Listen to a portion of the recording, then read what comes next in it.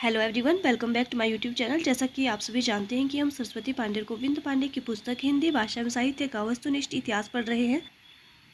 आज हम सखी संप्रदाय के बारे में पढ़ेंगे। अगर आपको मेरी वीडियो अच्छी लगे, वीडियो को लाइक करें, चैनल को सब्सक्राइब करें। स्वामी हरिदास ने वृंदावन में निम्बारक मतांतर्गत सखी संप्रदाय या तटी संप्रदाय की स्थापना की। स्वामी हरिदास का ऐतिहासिक परिचय किशोरदास की रचना निज मत सिद्धांत से प्राप्त होता है। अकबर के दरबारी गायक तानसेन स्वामी हरिदास के शिष्य थे। सखी संप्रदाय में निकुंज बिहारी श्री कृष्ण सर्वोपरि हैं। हरिदास के 2 ग्रंथ प्राप्य हैं। सिद्धांत के पद, इसमें रूप और प्रेम का सिद्धांत है। केलीमाला इसमें 110 पदों में श्री श्याम कुंज बिहारी की लीलाओं का वर्णन है। अब हम प्रमुख कवि पढ़ेंगे। जगन्नाथ गोस्वामी स्वामी हरिदास के भाई थे। इनकी रचना अनन्य सेवा निधि ही प्राप्य है।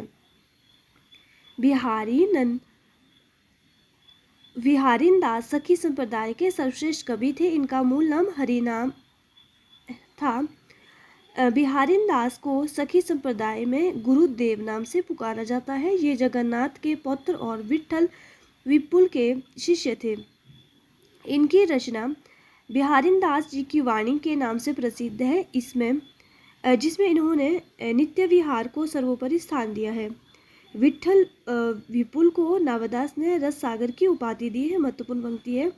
विठल विपुल को केवल 40 पद ही मिले हैं। नागिरी दास बिहारीन दास के शिष्य थे। इनकी लिखी 40 साखियाँ, 42 चौबोले, 39 कवित श्रेया तथा 70 पद प्राप्त है। सरस दास नागरी दास के छोटे भाई थे। इनकी रचना कुल 66 छंदों की है, जो अष्टाचार्यों की वाणी में सम्मिलित है। अब हम पढ़ेंगे गौड़ीय संप्रदाय। गौड़ीय संप्रदाय के प्रवर्तक कृष्ण चैतन्य महाप्रभु है। कौन है गौड़ीय संप्रदाय के प्रवर्तक? कृष्ण चैतन्य महाप्रभु। चैतन्य महाप्रभु का मूल नाम विशंभर मिश्र था। घर में इन्हें निमाई और गौर या गौरांग नाम से पुकारते थे। चैतन्य मत का दार्शनिक सिद्धांत अचिंत्य भेद कहलाता है। राम राय प्रारंभ में वल्लभ मतानुयायी विठलनाथ के शिष्य थे, किंतु बाद में जगन्नाथपुरी में श्री नित्यानंद से दीक्षा ग्रहण की। राम राय संस्कृत तथा ब्रजभाषा दोनों के ही पंडित थे। राम राय ने संस्कृत में ब्रह्मसूत्र के कुछ अंश पर गौर विनोदिनी नामक वृत्ति की रचना की तथा गीता पर गौर भाष्य, सत्व पंचकम और गोविंद तत्व दीपिका का प्रणयन किया। ब्रजभाषा में इनकी आदिवाणी तथा गीत गोविंद भाषा 2 रचनाएं प्राप्य हैं। मदन मोहन सूरदास अकबर के दीवान थे और संडीला में नियुक्त थे। बाबा कृष्णदास ने इनके 105 पदों का सुहृदयवाणी शीर्षक से संग्रहण किया है। गदाधर भट्ट ब्रजभाषा के सुप्रसिद्ध कवि तथा भागवत के अद्वितीय वक्ता थे।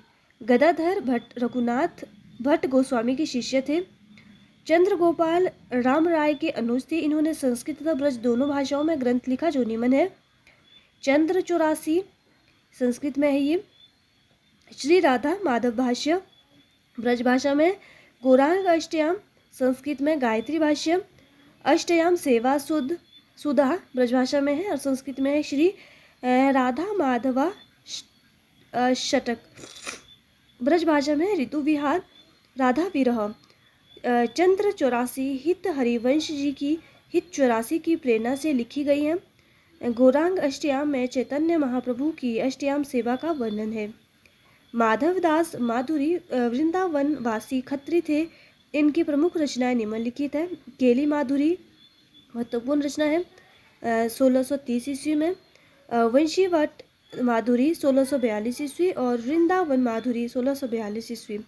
माधवदास की तीनों रचनाओं का एक साथ संकलन श्री माधुरी वाणी नाम से किया गया है। भगवत मुदित माधव मुदित के पुत्र तथा आगरा के सूबेदार शुजा के दीवान थे। इनकी एकमात्र रचना वृंदावन शत 1650 ईस्वी है। वृंदावन शत श्री प्रबोधानंद सरस्वती द्वारा रचित संस्कृत ग्रंथ वृंदावन महिमामृत का ब्रज भाषा अनुवाद है। यहाँ से आगे हम कल पढ़ेंगे। अगर आपको वीडियो अच्छी लगे वीडियो को लाइक करें, चैनल को सब्सक्राइब करें।